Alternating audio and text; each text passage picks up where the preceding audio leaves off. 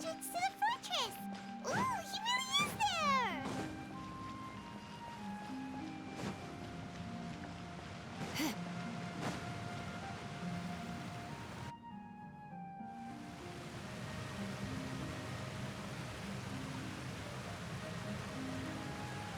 So, you really are here, Neuvillette! Paimon didn't think you were going to have free time this hour of the day.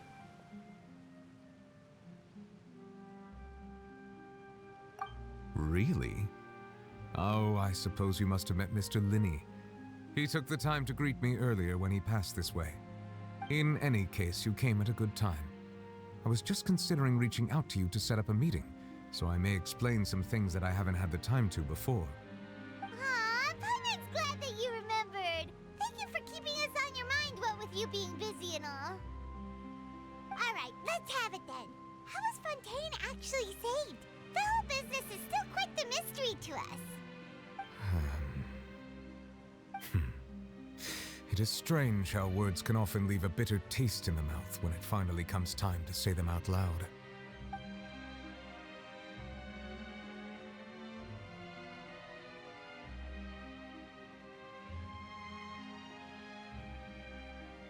Whoa. So that's what happened?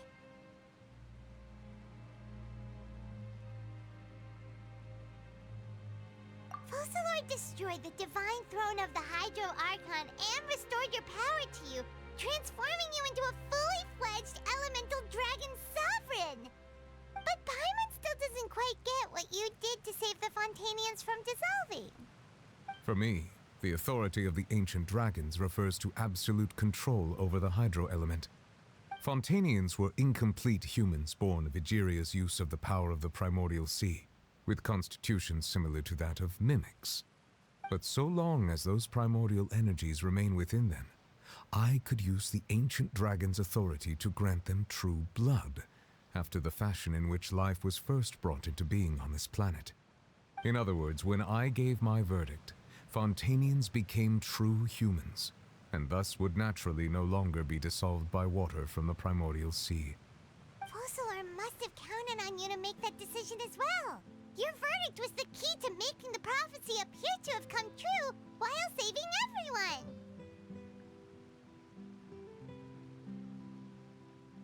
Yeah, and in a manner of speaking, Focalor finally managed to fulfill the original Hydro Archon's wish to turn Oceanids into real people too!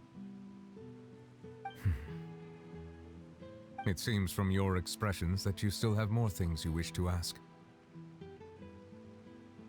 Ask away. I will tell you the truth as I know it. I have investigated his case along many avenues, and I have learned that he once fell into an unknown chasm when he was young. There, by chance, he awakened the all-devouring narwhal. But whether it be by sentiment or reason, that should not have been enough to consider him the root cause of the disaster. At most, he would have had tangential liability. As for the judgment passed by the Oratrice during the trial, whether it was due to that liability by association or Focalor deliberately using him to buy time for us on the assumption that he would be able to hold the creature off, I cannot say. Guess Focalor had Fontainians in mind the whole time. In the end, it was thanks to her that they finally became real humans. Hang on a second. Paimon suddenly got another question. Back when Fontainians hadn't yet become real humans, were the children they had also transformed Oceanids? Life has always flowed like water. Do you recall how Fontainians would often come to the Fountain of Lucine to pray for children? Yeah, Lynette said the fountain is where all the waters in Fontaine converge. In truth, even those couples did not know that such prayers were no mere custom, but instead a form of ritual. Those Oceanids who were blessed within the spring water would later descend as new humans in the coming months. Paimon sorta gets it now.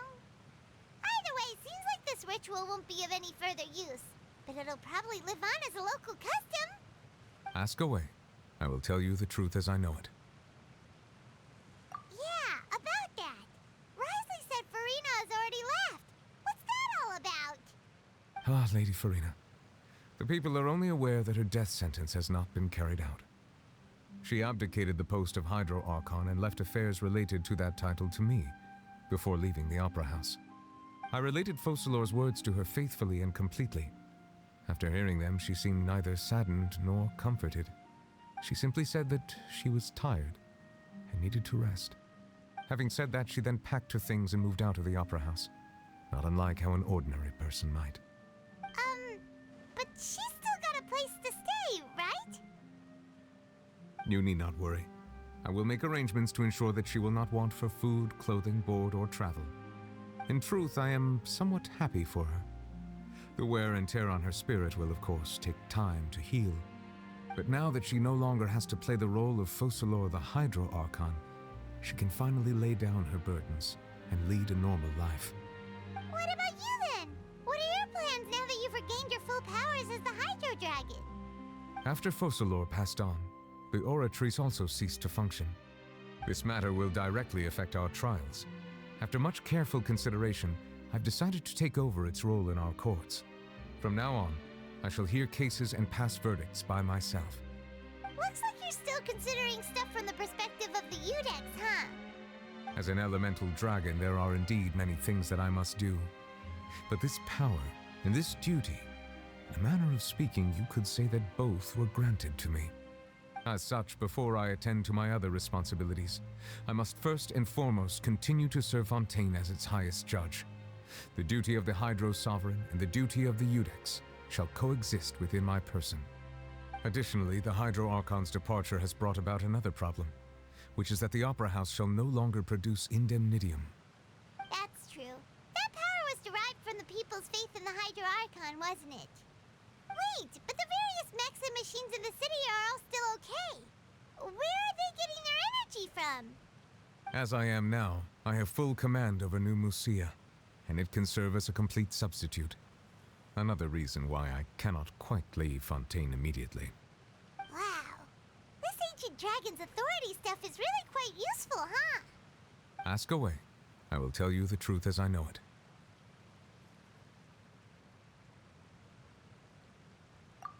Oh, that's right! They say you've given it to the knave as a diplomatic gift or something! Leaving aside their intentionality, the two Fatui Harbingers have indeed done much for us during this crisis. Their sole remaining goal in Fontaine, at least at this point, would seem to be the Gnosis. The Oratrice has ceased to function. The Hydro Archon's divine throne is now no more, and I do not need the Gnosis's power. As such, it has lost all meaning for Fontaine. If the Fatui have impure designs, then we might as well accede to their request now, and avoid unnecessary conflict. What complicated considerations? Paimon thought you were just giving it to them out of gratitude to the knave and as an apology to Child. Ask away. I will tell you the truth as I know it. You will soon be heading to Natlan, I presume. I'm afraid that I have little talent as a travel guide, so all I can do is tell you what I know about that land. As far as I'm aware, Natlan can be said to be a nation of dragons. A nation of dragons? You mean like you? No, I suspect that I would not find myself welcome there. Unlike ancient dragons such as myself, the dragons of Natlan have undergone long years of development and evolution. Large numbers of them have entered a form of coexistence with humanity. Natlan is also the nation of war. War ravages those lands like an undying flame. There is one other piece of information I got incidentally from my negotiations with the knave that I believe may be useful to you. The Harbinger known as the Captain has thrown his hat into the endless ring of war. The Captain. Sounds like a real tough customer. Seriously, everywhere you look, there's a Fatui Harbinger doing their thing. I suggest that you fully prepare yourself before going to Natlan. In the meantime, Fontaine's doors will always be open to you. Ask away. I will tell you the truth as I know it. Hang on a sec. Paimon's still got a question about the Gnosis. When we spoke to Linny earlier, he mentioned that your attitude towards giving away the Gnosis had clearly changed. We guessed that there might be some reason for it that only you were aware of. No wonder the House of the Hearth is the Fatui's intelligence division. They are certainly sharp. So regarding this specific issue, I was just getting ready to share something with you. What is it? In truth, I exchanged some further words with that lady named Skirk after sending you two back to the surface. It went something like this.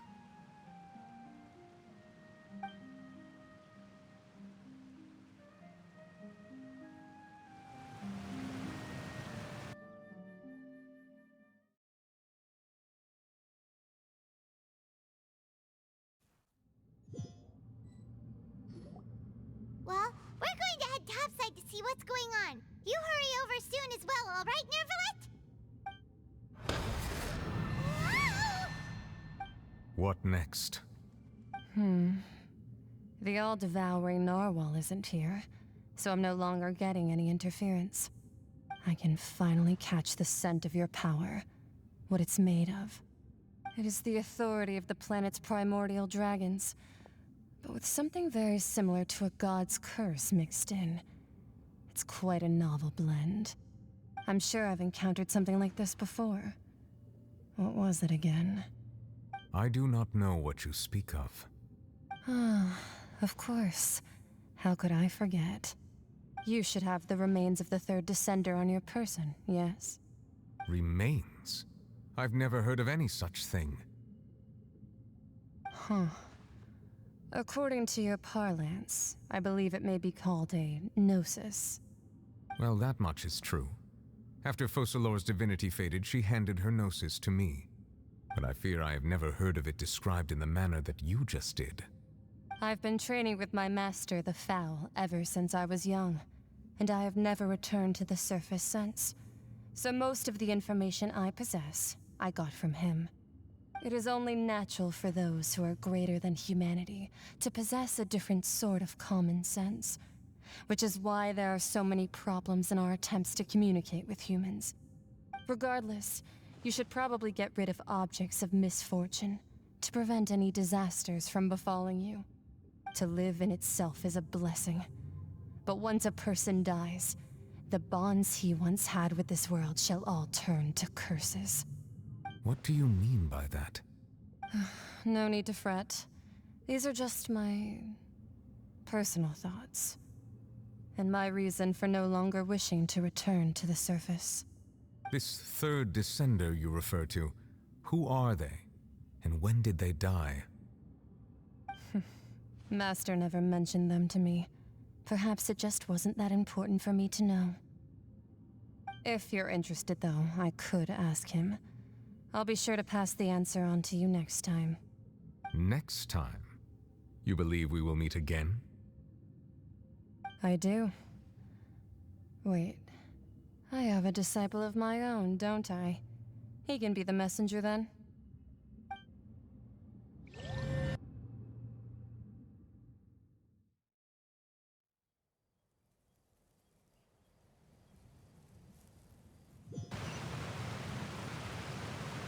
That's what she told me. Whether it would prove useful or not, I wanted to pass that information on to you.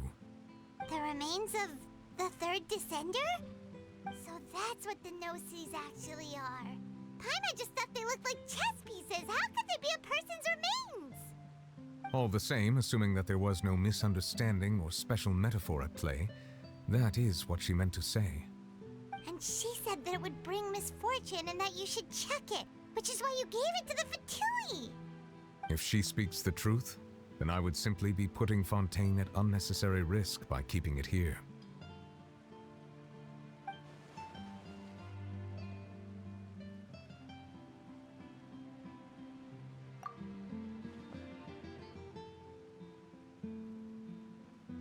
I had guessed that you might already be familiar with this concept, but I did not expect you to be one of them. That means that the Gnosis, which are exceedingly element-compatible and can even enhance elemental abilities, do indeed come from the third descender. I wonder, does your body also possess similar properties? Like being able to use elemental powers without a vision.